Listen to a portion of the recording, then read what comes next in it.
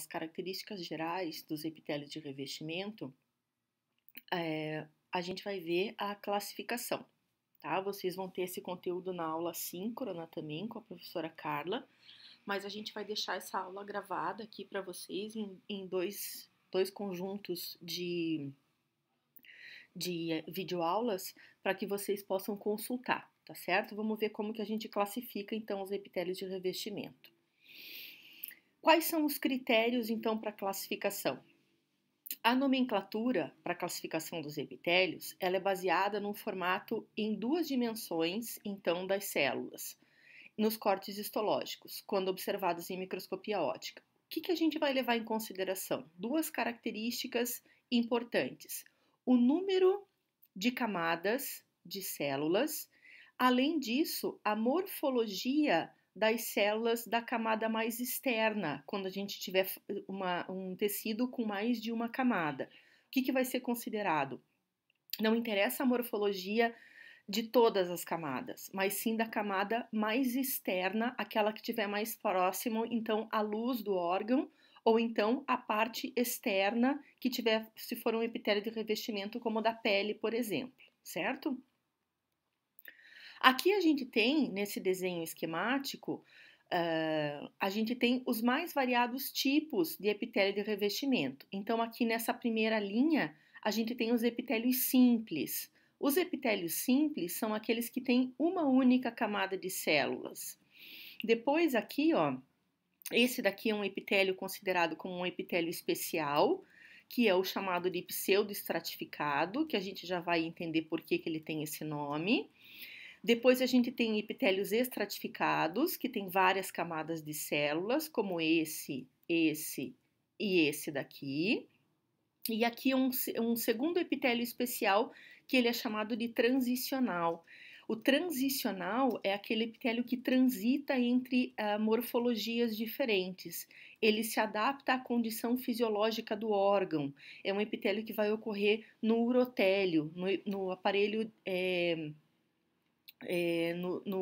no urotélio, que é o que? Bexiga urinária, uretra e ureter, tá certo? A gente vai ver cada um deles.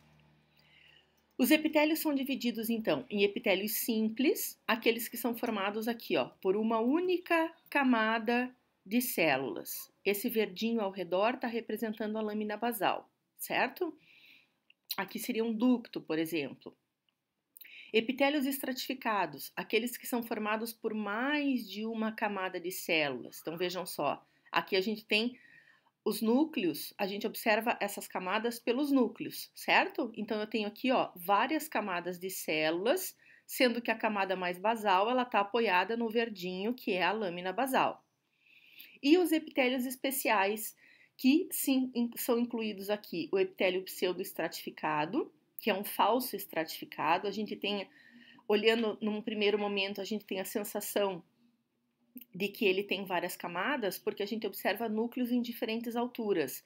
Mas, na verdade, no pseudoestratificado, a gente vai ter o quê? Todas as células apoiadas na membrana basal, mas os núcleos estão em diferentes alturas devido à morfologia celular. E o epitélio de transição, ou chamado de transicional, que é aquele que acontece no urotélio, cujas células sofrem alterações morfológicas conforme o estado fisiológico do órgão devido à pressão da urina. Com isso, a gente chega nesse fluxograma aqui.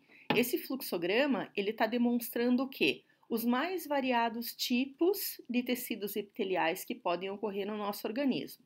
Primeiro que a gente tem aqui em azul, a morfologia celular. Quais são os tipos morfológicos que a gente pode ter? As células podem ser pavimentosas, ou seja, achatadas, onde a largura é maior que a altura da célula. A célula que é chamada de cúbica, as dimensões são iguais, ou seja, a largura é igual à altura da célula. O núcleo vai ficar bem redondinho. E a célula que é chamada de cilíndrica ou chamada de colunar. O que a gente vai ter na célula cilíndrica? A altura é maior que a largura. Então, esses são os três tipos de morfologia de células que a gente pode ter. Em relação ao número de camadas, o que a gente vai ter? Epitélios com uma camada ou com mais de uma camada. Sempre que for uma camada, ele é chamado de simples. Sempre que for mais de uma camada, ele é chamado de estratificado. Esses epitélios, então, podem ter as diferentes morfologias. Então, ele pode ser um epitélio simples pavimentoso, um epitélio simples cúbico, um epitélio simples cilíndrico. Da mesma maneira, o estratificado. Ele pode ser estratificado pavimentoso, pode ser estratificado cúbico, pode ser um estratificado cilíndrico. Além disso, tem categorias especiais, que são o pseudoestratificado, aquele falso estratificado, a gente tem todas as células apoiadas na lâmina basal com núcleos em diferentes alturas, e o de transição, que é o urotélio, onde a gente vai ter as chamadas células em raquete, que a gente já vai ver como são essas células então, certo?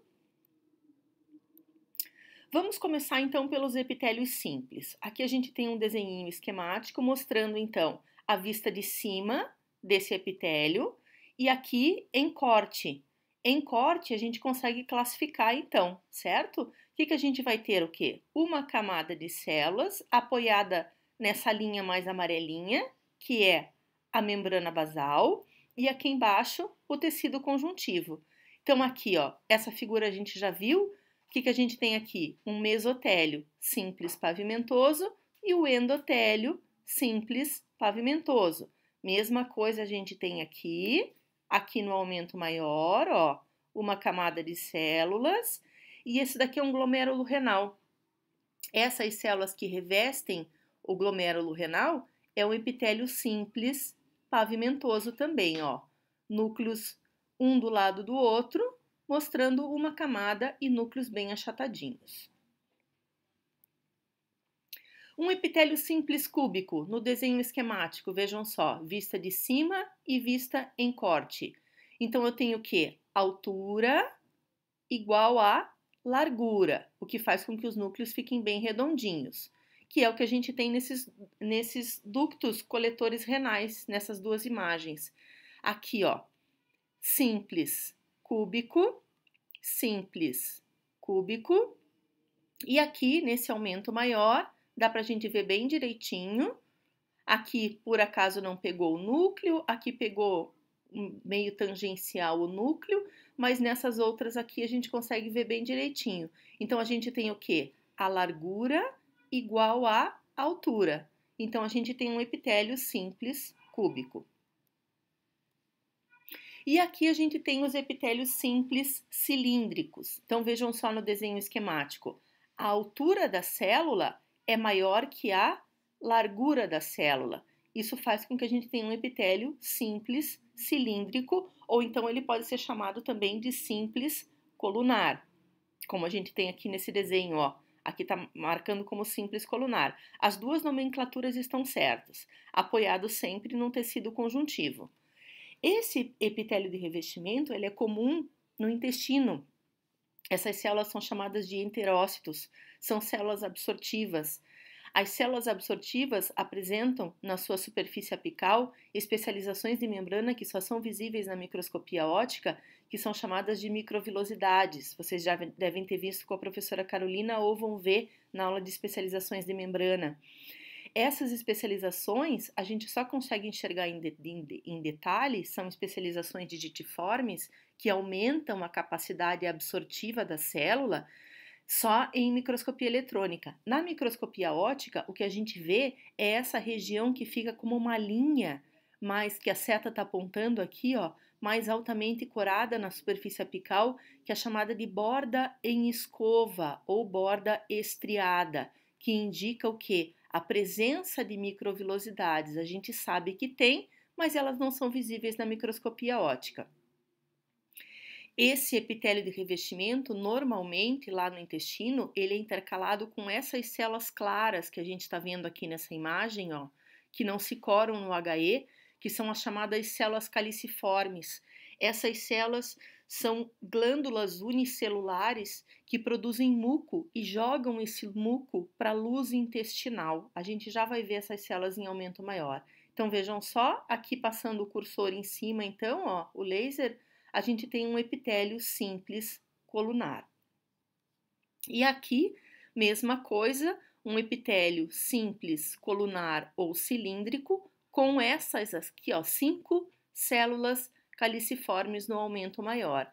E aqui colorido no computador, o detalhe da célula caliciforme, ela é uma célula que acumula uma grande quantidade de vesículas contendo muco provindas do aparelho de Golgi na sua porção mais apical e que faz com que o núcleo fique na porção bem basal, normalmente muito difícil de ser visualizado na microscopia óptica.